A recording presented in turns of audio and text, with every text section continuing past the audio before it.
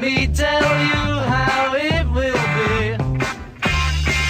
be. Welcome back to The Price of Business. I'm your host, Kevin Price, talking to you about you and your business. He's here still. We're delighted to have my very good friend, the one and only Bob Loeser here. And we're going to talk a little bit about politics. We've been doing that lately because it's that most interesting time of the year to do just that. And, I just realized that, putting two to two together, you're a Buffalo guy, yes. And then I realized that a brand new book out about a great former friend of mine, and he's no longer a friend simply because he's no longer with us, the great former congressman, former secretary of HUD, former vice president nominee for Bob Dole. The guy had a great resume, Jack Kemp, but also one of the greatest quarterbacks, arguably the second greatest quarterback in the history of the Buffalo Bills. That's right.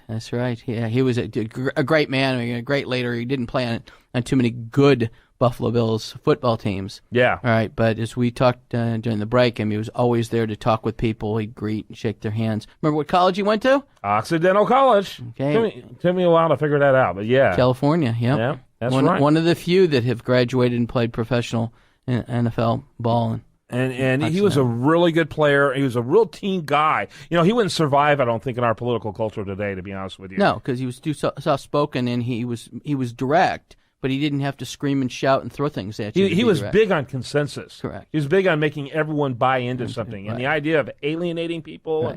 Right. This new book that, Morton Kondracke and Fred Barnes have written about Kemp it's kind of a puff piece. It's very, very friendly, very pro-Kemp. But it has these different stories in here about, especially around 1980, when they were really trying to muscle to get Jack Kemp to be the vice president nominee. And they set up this meeting between him and Ronald Reagan, and he was supposed to arm twist Reagan into getting in to be the nominee, and he just couldn't do it. And instead he had a meeting with George Bush, and Bush said he'd buy into the Kemp Roth tax cuts, right. That he had before called voodoo economics, and it's just an interesting story. I was hoping, I was 18 years old in 1980, hoping that Kemp would somehow end up on the ticket, but that was not meant to be. No, and then of course we found out later why he didn't run for president after many people thought he would was his health. Yeah. Dying eventually of cancer. Shocking when I saw that happen. A lot of, I always thought, before people run for president, you should run for U.S. Senate or a governor or something like that. He never did that as well. Right. But I thought he was just a fine guy, super quality person. Yep. And very, very sad to hear about his about his passing. Excited to see this book, though. If you want to see, a story about a great person with great talent and great leadership in a lot of different areas, I encourage you to check out this new book that Kondracke and Barnes are writing. It's an interesting book, and I think it's must reading. And speaking of must reading, what are you seeing out there in the political front out there, or must avoiding? Well, we still have to dwindle the Republican candidates down from 433 to maybe 5. It's 15 at this point. They're just taking space. They're breathing our air, and they're wasting a lot of time. That's the reason why you've got candidates like, Bush with 8% and Christie with 3% and Jindal with 2%. They make some sort of mandate that if you're under 5%, you need to turn the keys in and shut the lights off.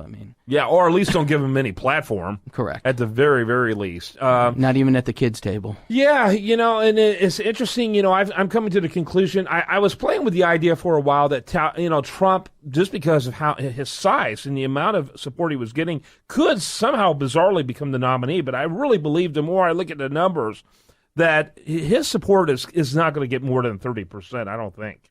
Which means that all these other candidates who are falling off, guys like Scott Walker, their support are not going to go to Trump. They're not even going to go to, Fiorina or Carson. They're going to go to other legitimate, I'm using quotation marks, legitimate candidates. So, don't you think?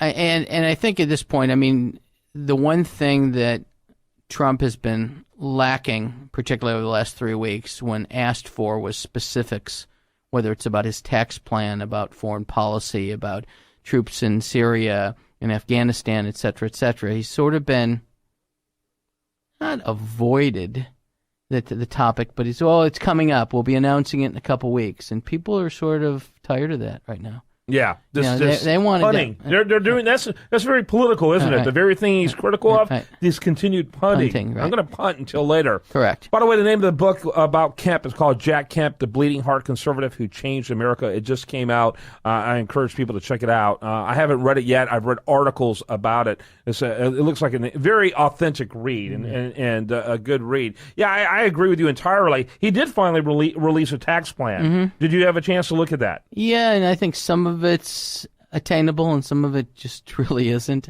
Mm-hmm. But the same thing can be said about Bush's plan and I mean several others. I mean they say, well, it's going to lower the rates for A, B, and C, but going to increase the rates for A, B, and C, but it's going to drop the flow until the economy increases. It's going to drop the flow by whatever it was, 500 million or whatever. We can't afford another 500 million going into the till just by changing the parameters of the tax code.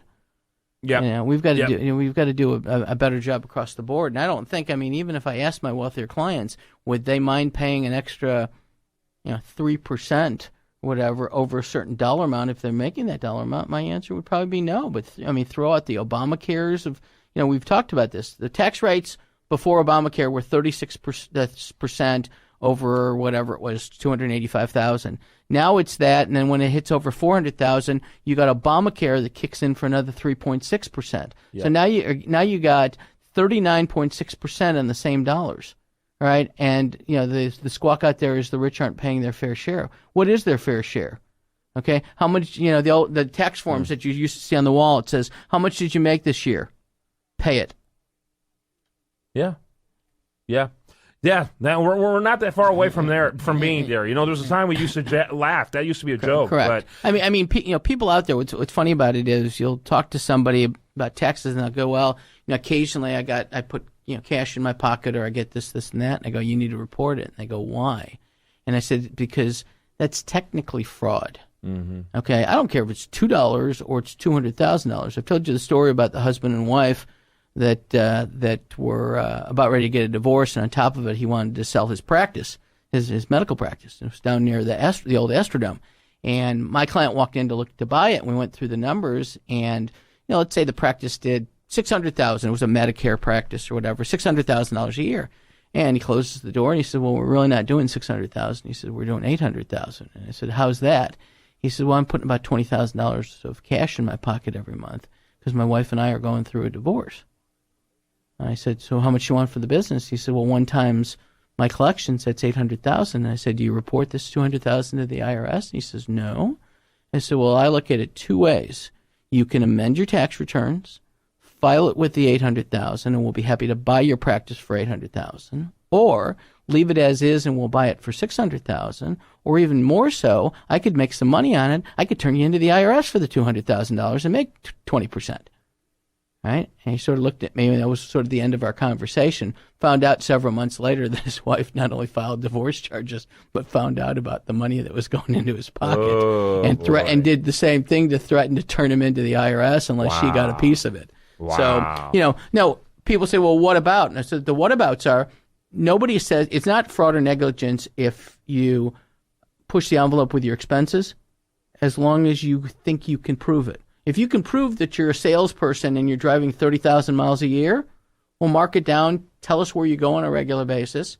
And if you're under audit and you don't get 30 approved, but you only get 24 approved, they're not going to come in for negligence or fraud. Yeah.